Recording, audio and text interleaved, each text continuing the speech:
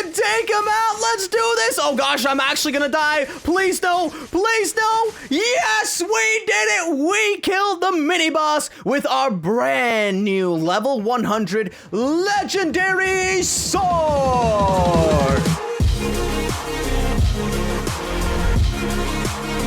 What's up, Twisties? It's TwiistedPandora, and welcome back to another beautiful episode inside the magical and spectacular world of Roblox Swordburst 2, one of my all-time favorite games, except for the fact that this rhino glitched me into the ground. How dare you mess with me, the legend? Take this, you pesky old rhino. That's right, take that, and goodbye. And good riddance as well, because today, ladies and gentlemen, as you can tell from the title and thumbnail of the video, your cyborg host and his trusty sidekick, Mr. Bob and Cyborg, are going to show not only every single sword and armor that you can get from floor 10, but as well as the legendary swords that you can get at level 100. So if you guys are super excited to see all of them at work, then be sure to drop a like down below, subscribe if you guys are new to the channel, and hit the notification bell on your way out so you're reminded every time I upload, especially for Swordburst 2. I am currently level 100, as you can tell at the top left of this screen. It took a while, like a few hours of grinding, but we finally did it. It's exciting because now I can equip all the swords that I do have. Some of them I got from grinding on floor 10, but as you guys know, there's a lot of hackers, so grinding the boss and mini boss are really hard. So I reached out to my boy, you guys know, CorruptedDuo. I'll leave his links down in the description below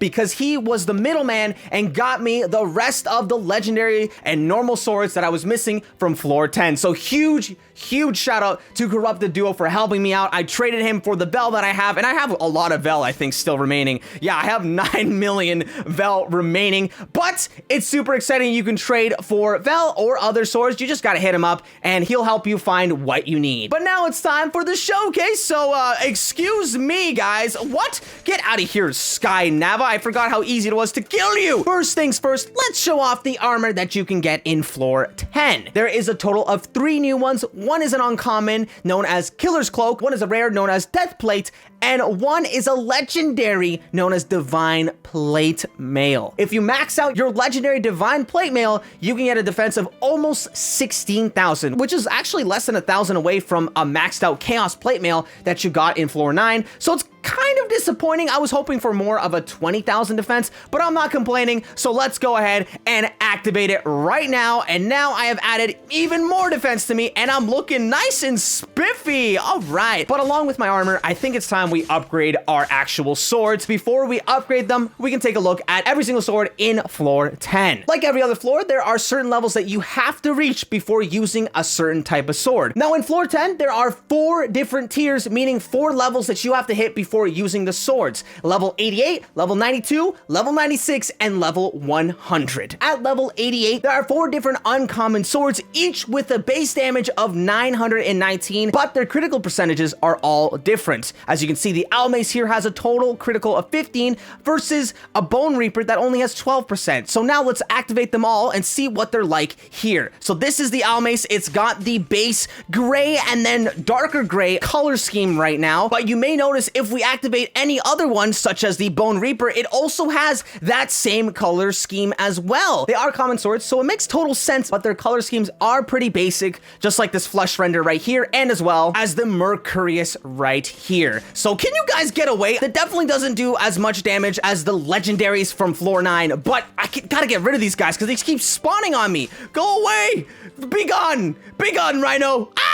The Rhino's chasing after me. Well, while we run away from the Rhino, why don't we look at the next tier of swords, which you are able to use at level 92. These include 2 common swords and 4 rare swords. The commons, like Saturn here, has a base damage of 925, while the 4 rares have a base damage of 953. Even though their practical use might not be as good as some legendaries, their aesthetic use definitely is amazing. Even the common ones, as you can see here, we're gonna equip this right now. This is the Endbringer, and it looks downright amazing. It's a massive axe with a glowing yellow color scheme to it, just the same as this Saturn sword. But the thing is with the Saturn sword is that it looks tiny. It looks like a little shovel, but if you look closer, it has a sun in it or something like that. It is an orb with some shining rays. That is really cool. The size is something that could use a bit of work. Now, on the other flip side, if you go to the rares at level 92, such as the Lightbringer, this is on the other end of the spectrum. Look how massive it is. And not only that, but you may notice while the commons had a yellow color scheme, the rares all have an orange color scheme. I love the neon textures on this, just like the Insomnia as well. Wow. Amazing look, and it does a substantial amount of damage for the way it looks too. So don't get me wrong, it's not that they're bad, it's just that the legendaries are that much better. This one is Solaris, and this one's probably the most plain out of all of them. It's just a normal longsword, except it has different lengths because it is split right down the middle. Now, the coolest one for me is the one that has the highest critical damage of 18%. It is known as the Vorpal Blade, and it's a long greatsword with a hook. Instead of just slicing down your enemies, it in fact hooks part of them and rips them right off. Like right here, the Sky Raving, I just ripped off his beak. And then right there, I just ripped off one of his wings. And now I ripped off his tail and he's about to die. Oh, well, you know, he's halfway to death. So I just gotta slowly and surely rip off pieces of him until he goes to his grave, and boom, there we have it. Now let's move on to the third tier at level 96. There are a total of 4 rares, all with a base damage of 989. Again, their critical percentages are all different depending on the sword. The first one up we got is Darkstar, which, if you guys remember from the last episode, is the one I unlocked from fighting the boss. So this is quite awesome. I have it right here. Now, as you may have noticed, we've seen the bland color scheme, then the yellow color scheme, then the orange, and now we're into the pinkish purple color scheme as seen here with this beautiful Darkstar. What's really cool about it is it's see-through except for the purple neon section right in the middle. Moving on, we have this Angels tier, which is a rapier, and it is awesome. Instead of the neon being on the inside, it is now on the outside like a border. It's super long, probably as long as that Lightbringer, and it does heck of amount of damage, as you guys know. Next up is the Cursed Cleaver, which looks arguably the best out of all of them. Like, look how awesome it is. It is so cool, the design, the border on the neon outside, and of course, the little, like, strings, I don't even know what they are, just twisted metal at the end of it. But last, and definitely not least, we have the Mystic Gem Blade, the fourth and final rare that you can get at level 96. It is one of those generic long swords, but is fully covered in that pinkish purple hue. And lastly, it's finally time to move on to the final tier of weapons that you can get, which you have to be level 100 for. And you probably guessed what those swords are already. Yes, they are the 6, that's right, 6 legendary swords you can get by defeating the boss. And I actually don't know what their base damage is because every single one I have here is completely maxed out at level 20. Your damage on any of them will be 2,452, which is almost 300 more damage than the last swords. Also, depending on the sword you have, they'll have different critical percentages,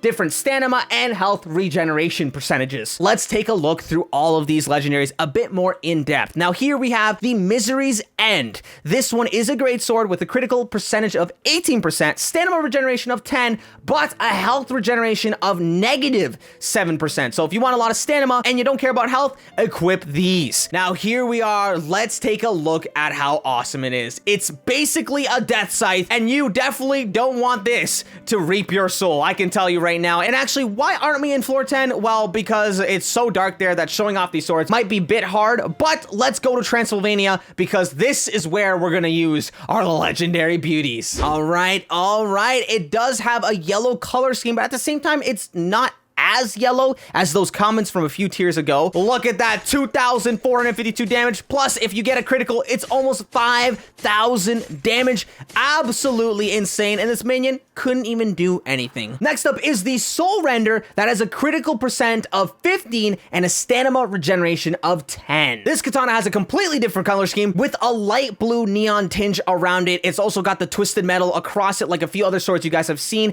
It looks absolutely beautiful. This Soul Render sword is is a sword that you guys would use if you care about that health regeneration. This soul render has the same stamina, but a slightly less critical. So it all depends what you like. That's what I love about the legendaries. They're not all the same. They all have a pro and con to them. Now let's move on to the next one. While being chased by a bunch of minions, Faithkeeper, a great sword with the same exact stats as Misery's End. Critical 18%, health of 10, and stamina regeneration of that -7. It looks like a slightly larger shovel of the earlier one. It's got almost the same color, almost a brighter yellow than the last color schemes we've seen, and it's filled in completely. Between this and Misery's End, it all depends on how the heck that guy teleported to me. I have no idea. Obviously exploits, but what I meant to say is it all depends on what you like. A small sword or a big death scythe. If it was me though, I would definitely go with that death scythe. Moving on to the Kusanagi, which is a katana. This one has the exact same stats as the soul render that we saw earlier. Now again, it's just like between Misery's End and Faithkeeper. It all depends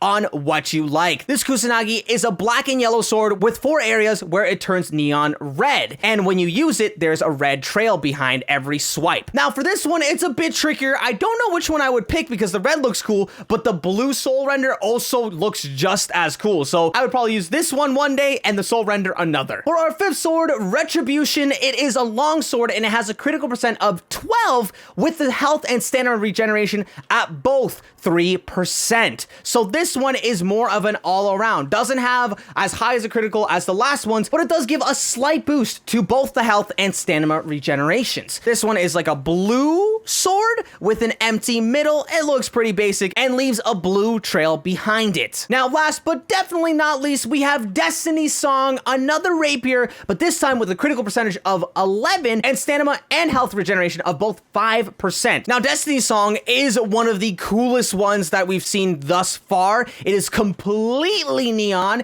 Nothing is left unscathed with this neon, and it is 2 points with the split middle, but it's like tangles around. I can't really tell what it does, but it looks awesome. And honestly, this is probably the one I'm going to use the most because it is the best all around. And now let's see how powerful it is versus the mini boss. Let's get our shield going on and destroy him. We're doing some mad damage against this guy, but he is also doing some mad damage against us with our shield running out on the 5th health bar. I'm going to be backing up just a bit. He is chasing. Wow, guys.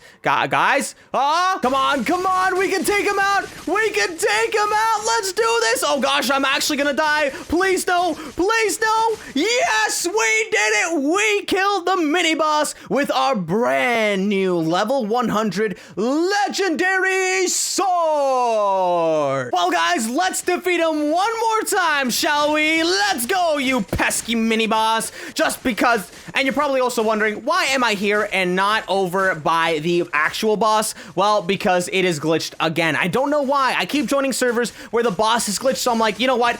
We're just gonna kill the mini boss for today. They really need to fix hackers and the fact that that boss glitches half the time. I don't know why. I'm about to die, but legends never die, so I'm back in better than ever. Here we are, and we're gonna kill this mini boss if it's the last thing I do. I don't care that you have a shady villager or two help you out, because Mr. Mini Boss, you are dead? Wait, he did die. I got 1,066 Vel for that, but I also got flung out. Well, I guess that's a good note to end off of today. If you guys enjoyed this episode of Swordburst 2, showing you guys all the cool floor 10 swords, then be sure to drop a like down below and subscribe if you guys are new to the channel. Again, shout out to my boy CorruptedDuo. He'll help you out with any sword hunting that you may have inside of Swordburst 2, as well as other games. All his stuff is down in the description below. But anyways, guys, this was a lot of fun. See you soon for hopefully floor 11. Hope they don't take too long for that. But anyways, this is TwiistedPandora signing off. And as always, don't forget to stay snazzy.